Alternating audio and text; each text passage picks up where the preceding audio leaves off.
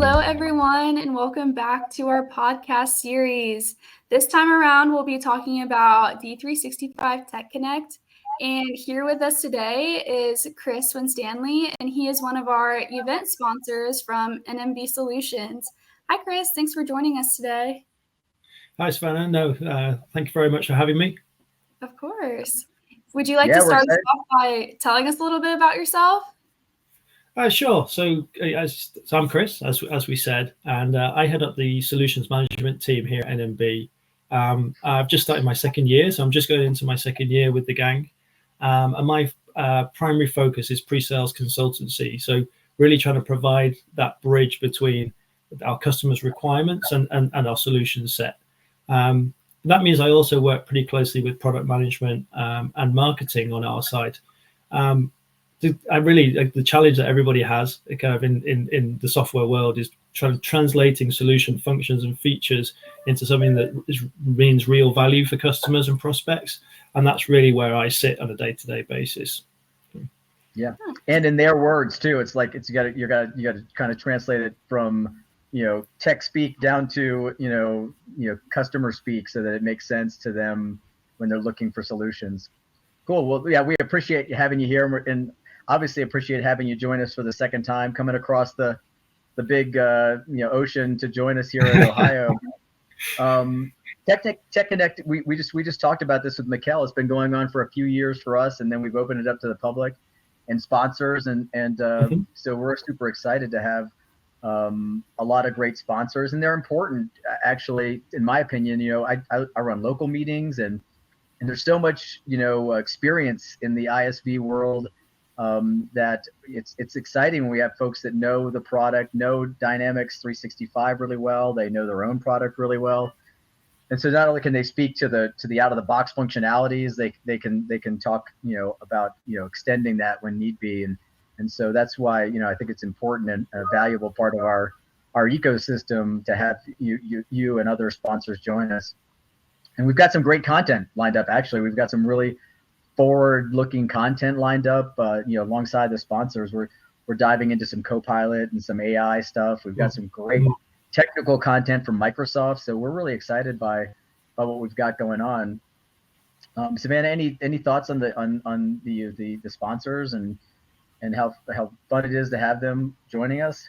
Yeah, no, it is, like Bobby said, always great. You guys play like a huge part. You guys sponsor our charity event and everything, which is one of my favorite things about Tech Connect. So yeah, we greatly appreciate what you guys do and love seeing you guys in person again. It's great working with you guys. So.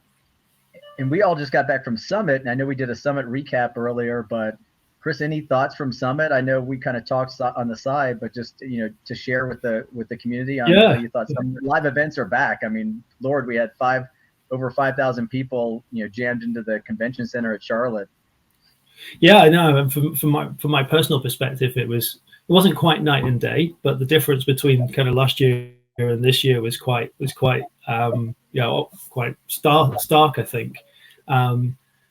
It was my second year of doing it, so I knew much more what to expect. But B, just the sheer number of people and the interest that people had in terms of everything from the Microsoft side and standard D365, but the interactions at the booth, the number of people that we spoke to, kind of and the different topics were very interesting.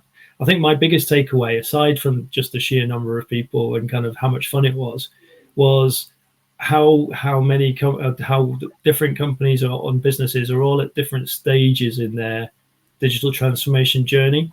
So we actually get very excited. I mean, you mentioned it yourself, and I immediately perked up when you said we're going to be talking about Copilot and AI and all of that stuff.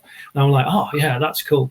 But if you think about it, when I was talking to customers, it was also surprising to me how many approached us who were still on AX, for example, and are still looking to do cloud migration or to upgrade to F&O. And I think our role, both from a SI and partner perspective and ISV perspective, is to take on board these new technologies, these new tools, but almost as we said right at the start of this conversation, show them the value of those and actually use them in the context of where they are in that journey. If you're over here talking about, you could lost my arm on the screen there, but if you're kind of way out there, talking about something that has no context for them and doesn't solve a problem for them in the near future, then it's very much harder for them to to visualize that and understand where they're going. We have to use the technology, the data, and the tools to support them through that journey. And if we're not doing that, we're not doing our job very well. Yeah, no, and you're right. I was actually excited too to hear that there's still a lot of folks out there looking for that next level, level up from AX, from other platforms, because you never know. It's hard to gauge what that migration pool looks like still, like how many people have migrated over, how many are left. There's not like a database you can go to that shows this really easily. It was kind of out there. So it's good that folks are still engaged and at these events. And that's why these live events are so important, that we're getting back to them. That that in-person networking is just so invaluable, and you can just learn a lot, you can glean a lot, and make a lot of great connections, whether it's with a service provider like an integrated provider like us, or an ISV like NMB. Talk a little bit about what your topic is. I mean, we've got, like I said, we've got some exciting topics at Tech Connect, and you're one of the sponsors, and you're presenting on a topic that's near and dear to your heart. What fill us in a little bit? Yeah, so it's quite often I feel that we fall into the trap of trying to present everything that from an ISV perspective. We want to go, well, this is everything that we have, and these are all of our solutions, and then you try and cram all of that into a short space of time or a single presentation. The reality is you could have an hour. And it still wouldn't be long enough to really talk about how much the value of those things, or the where they fit into people's kind of processes and so on. So I thought I'd take a different tack and talk about one thing that's very specific, but also kind of very important in terms of where we are today. Let's say we, kind of all of us, from a geopolitical sense, from a global trade perspective. And that's around the area of compliance and trade compliance, particularly restricted party screening, to ensure that you're not buying from or selling to companies or people you shouldn't. And the shouldn't is in various forms. But if you think of kind of global embargoes, sanctions, local rules, that landscape's changing before our very eyes, even kind of today with what we're seeing in terms of the different things in the news. And you can very quickly, if you're not on top of that, fall into the trap of just not knowing that you're doing something you shouldn't, or trading with somebody you shouldn't. And that's alongside kind of things like license determination. So even if you can trade with a particular country, does the item that you're selling or exporting need a particular license? Or how many licenses do you need, and all that sort of thing. And it's kind of that it's almost the people that know. It's kind of like, if you know, and kind of saying. But there's so many people that aren't sure, and find that when you dig into it, they're either doing it manually or not very well. And the outcome of not doing it well, or kind of in an incomplete way can be quite damaging, both from a financial perspective and from a reputation perspective. I worked for an apparel company for years, and we found out some troubles in this arena because we bought a lot of goods, or had goods produced, like decorated overseas. We started finding out through the college system. So we had a lot of college licensing, and they just were more in tune with these social issues, and started asking us, are you dealing with this particular country, or are you compliant in this way? And so we didn't have anything in the system that was helping us to do this. It was all, kind of manually held outside the system, or like in this case, we found out from, Colorado University said, hey, we can't do business with you if you're doing business with this country. Yeah, well, it goes a step further as well, Bobby. And so to think of like the OFAC and that type of thing. If you're shipping things that you shouldn't be to people, countries, locations that you shouldn't, it's actually something that's mandated by the US government in that particular case. And if you fall foul of that, then you can get quite significant fines and that sort of thing. Like the state of California is like that. The state of California has very specific guidelines different from many other states. Most other states, they enact rule after rule after law after law that bans certain chemicals or bans certain activities, and you've got to be, like I said, I imagine even in country we've got to be careful of where you're shipping stuff. Yeah, that's a trap that people do fall into, thinking that if they're working mainly domestically, say within the United States, then actually it's something they don't need to worry about. And the reality is that there's as much screening that needs to go on in terms of both with things like state laws, but also with known actors or known companies that have affiliation to known actors. One of the lists that's checked, for example, is the FBI most wanted list. Now that's a fairly obvious one, and I like to joke around a little bit about it, but still, if you don't know and you're trading with somebody in that situation, that might not result in a large fine, but from a reputation perspective, it wouldn't do your company any good. So I guess the long story short is we have a solution that works with Dynamics to allow customers to be able to do this screening as part of an automated process whilst they're doing that kind of order to ship cycle. Awesome. So you'll be talking about that during your session at Tech Connect, and we've got just to touch base. We've got 5 great sponsors as we push through this that are going to be giving similar discussion points on ways to extend Dynamics 365. NMB obviously is with us today. We've got Avalara and Dynamic Web and Tapalte and Vertex joining us as well to go over a lot of really good, like I said, experience in the room, people who know what Dynamics does and they know how their systems and their software can help out in that area. So yeah, we're excited to have you join us. It's coming right up. I'm crossing fingers for good weather in Dayton. Savannah said they got snow nearby, so we'll hope that it just holds off and we got some good, clear, warmer weather for the time period.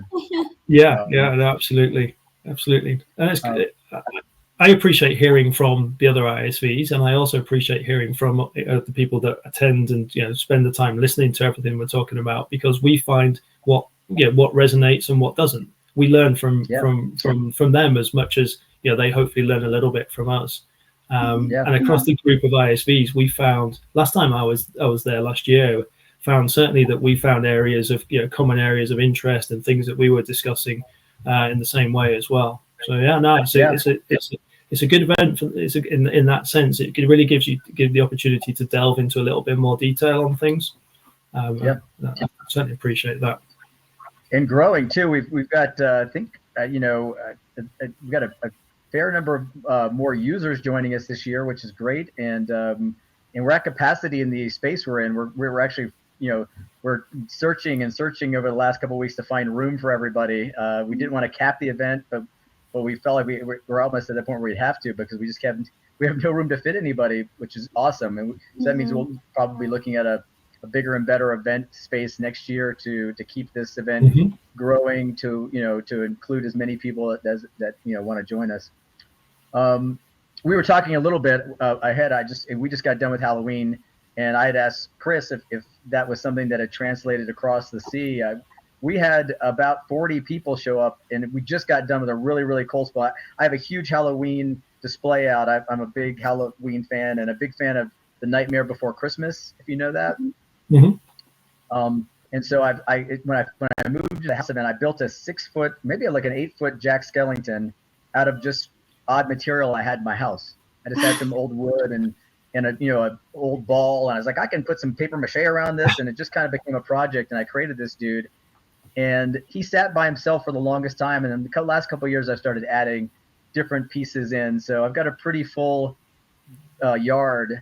And so we got a huge snowstorm over the weekend, which covered everybody.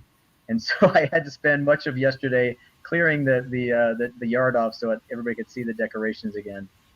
How about you, Savannah? Did you get trick-or-treaters? What's it like in your neighborhood?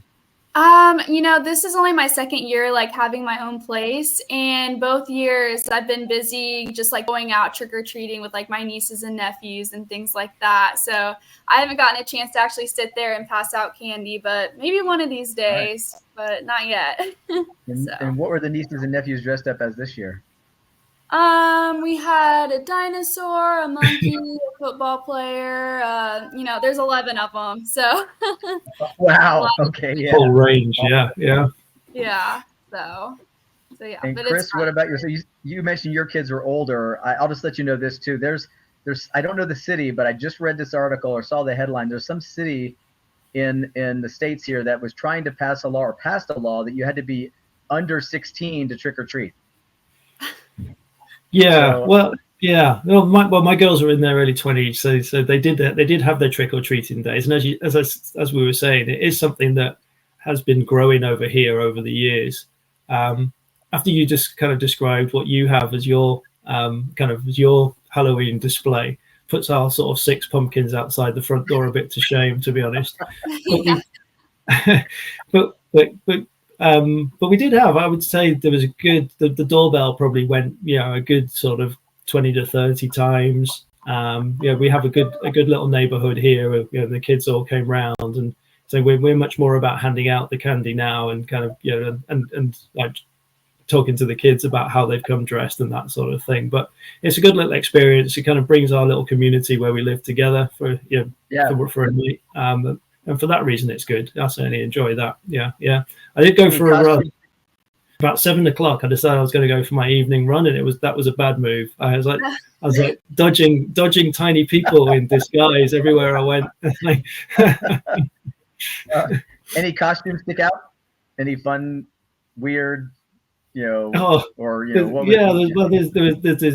of, as Savannah said, really, there's a whole array. I think kind of Disney has a bit of a monopoly on Disney and Marvel. You see, I think that's kind of where the kids' heads are at these days, isn't it? So it's funny over here. I think we saw a lot of Harry Potter.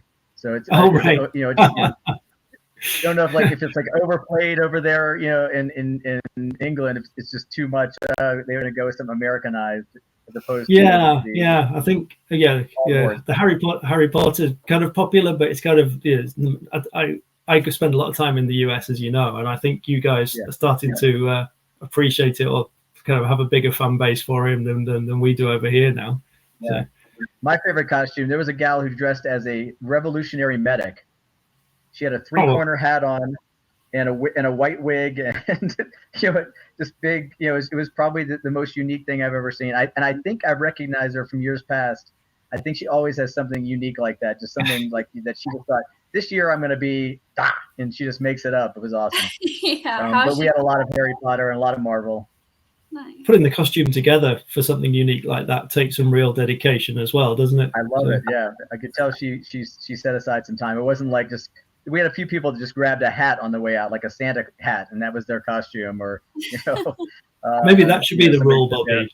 Maybe that should be the law, rather than it being like an age related. It should be like based on quality and effort you've put into your costume. That's what I said. Yep, you get the number of candy pieces will be determined by the effort you put into your. That's it. Yeah. I'm ripping this candy bar in half. You get half a candy bar. Cool. Well, again, we're excited to have you.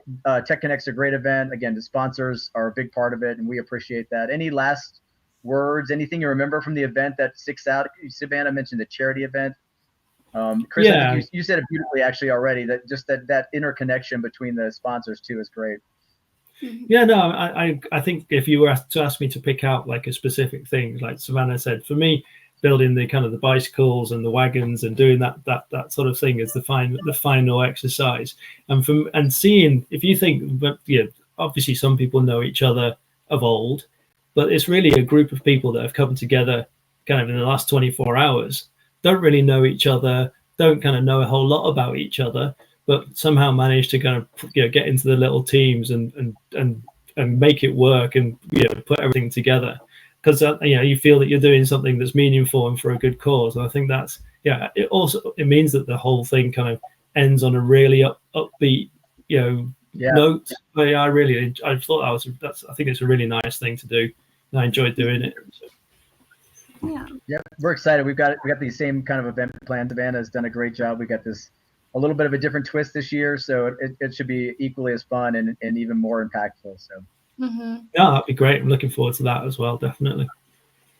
Yeah, we're very excited. And yeah, like you said, all these people come together, and that makes me think of, the networking event, or just like the night with dinner and drinks. And we had trivia last year to let everyone get to know each other a little better. I think that's always a fun thing as well. But yeah, that was a bit of a struggle for me. I think it was quite US heavy on the trivia, so I was like, I wasn't contributing a great deal, to be honest.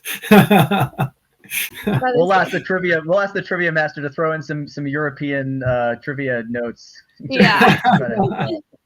That'll be even more embarrassing when I don't get those, Bobby. That'll be we'll all be looking at you, and you'll just be like, I don't know. Goodness. Well, yeah, I think that's all we have for everyone today.